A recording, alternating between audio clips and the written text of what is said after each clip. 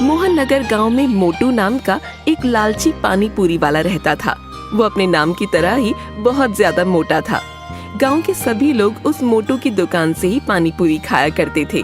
मोटू की दुकान के सामने एक गरीब बिरजू का जलेबी का ठेला था, लेकिन मोटू की पानी पूरी की दुकान की वजह से बेचारे बिरजू के ठेले पर कोई भी ग्राहक नहीं आता था।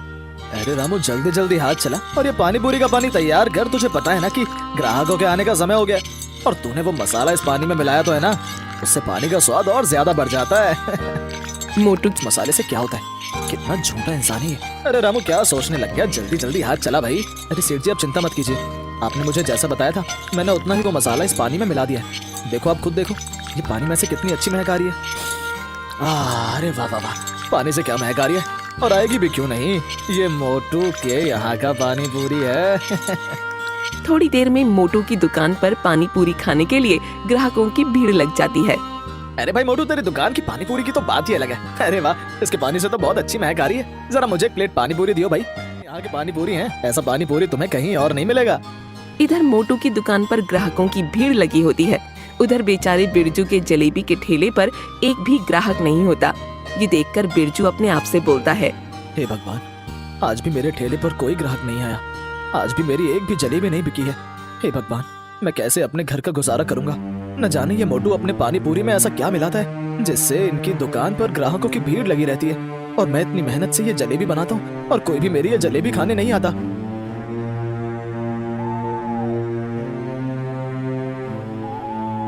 अरे वाह वाह वाह, आज भी बहुत ज्यादा कमाई हो गई। हे भगवान, आपकी कृपया मुझ पर ऐसे ही बनी रहे।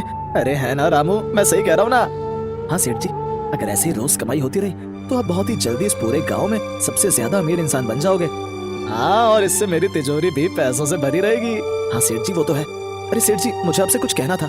हाँ हाँ बोल, क्या कहना है तुझे? वैसे मैं कह रहा था कि आप जरा मेरी तनख्वाह थोड़ी बढ़ा दे तो अच्छा रहेगा, क्योंकि इतनी तनख्वाह से मेरा घर चल नहीं पाता है। अरे क्या है रे, अभी कुछ महीनों पहले ही तो तेरी तनख्वाह बढ़ाई थी, तो उससे भी तेरा घर नहीं चल पाता है क्या? सेठ जी, कुछ महीने पहले नहीं, और आजकल तो इतनी महंगाई बढ़ गई है, इतनी तनख्वाह में घर का गुजारा नहीं हो पाता है। अबे सारा मूड खराब कर दिया तूने मेरा। अब ज्यादा दिमाग मत खराब कर मेरा, नहीं तो तुझे पता है ना कि मैं क्या करूंगा। मोटू की बात सुनकर रामू डर कर चुप हो जाता है। जब देखो मुझे नौकरी से निकालने की धमकी देता रहता है। बेटा, जिस दिन मुझे मौका मिला ना, तो मैं इसका ऐसा हाल करके जाऊंगा, देखते रह जाएगा ये लालची इंसान। चल ठीक है, मैं जा रहा हूँ, और तू यहाँ से ये साफ सफाई करके दुकान बंद करके चला जाइयो, ठीक है? ऐसा कहकर मोटू अपने घर के लिए निकल जाता है, और उधर बिरजू परेशान होकर घर पहुंचता है।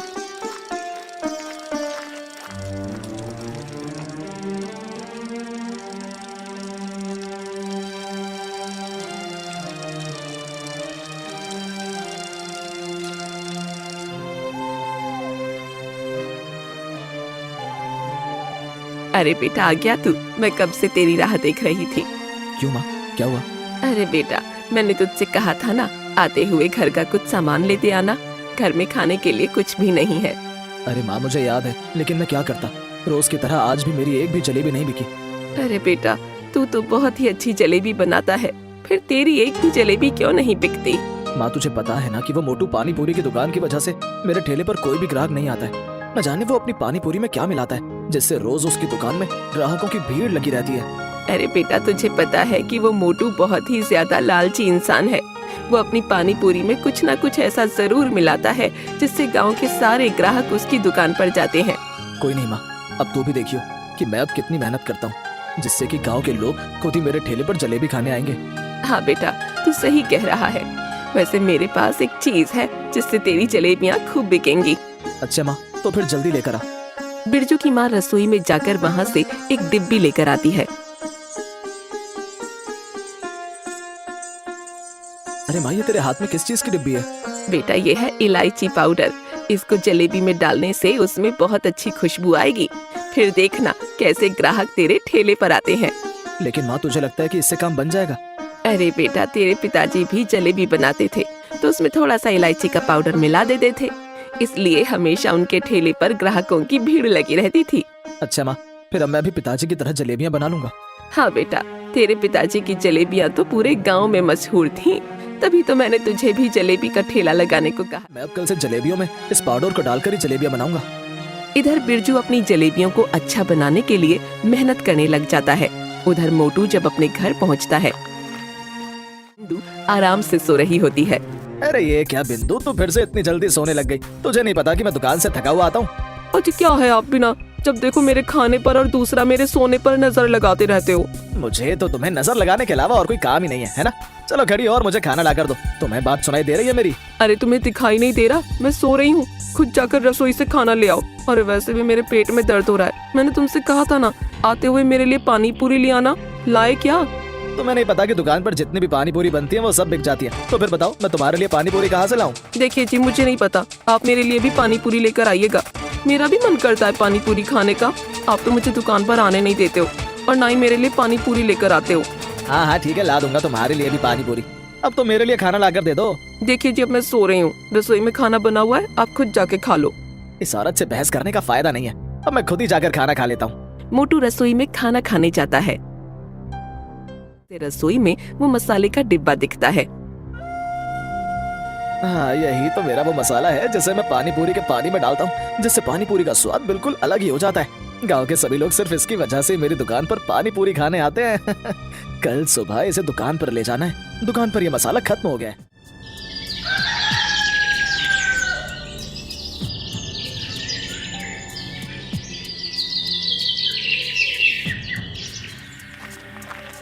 अरे वाह वाह रामू, आज तो पानी पूरी में से बहुत अच्छी महक आ रही है। हाँ सेठ जी, ये तो बस मेरे हाथों का कमाल है। क्या तेरे हाथों का कमाल या फिर मेरे दिए हुए मसाले का कमाल है? सेठ जी, मसाला तो कल ही खत्म हो गया था। मैंने आपसे कहा तो था कि मसाला खत्म। अभी तो गाँव की पानी पूरी के पानी में महक कितनी कम क्यों आ रही है? हट, तू तो किसी काम का नहीं है, मुझे ये मसाला इसमें डालना होगा। ये मोटा सेठ तो कभी मेरे काम की तारीफ नहीं करता है, बस अपने इस मसाले की ही तारीफ करता रहता है। ऐसा कहकर मोटू पानी पूरी के पानी में मसाला डालता है। अरे मुझे थोड़ी महक कम लग रही है, क्यों ना मैं ये सारा मसाला इसमें डाल दूं। इतना कहते ही मोटू उस डिब्बे का सारा मसाला उस पानी पूरी के पानी में डाल देता है। अरे रे, ये सेठ ने तो इतना सारा मसाला डाल दिया इस पानी में। इनके लालच की सजा बेचारे गांव वालों को भुगतनी पड़ेगी। हे भगवान, इस मोटे सेठ के लालच से बेचारे इन गांव वालों की रक्षा करना। ये ले पकड़ और इस डिब्बे को उठाकर अच्छे से अंदर रख दे।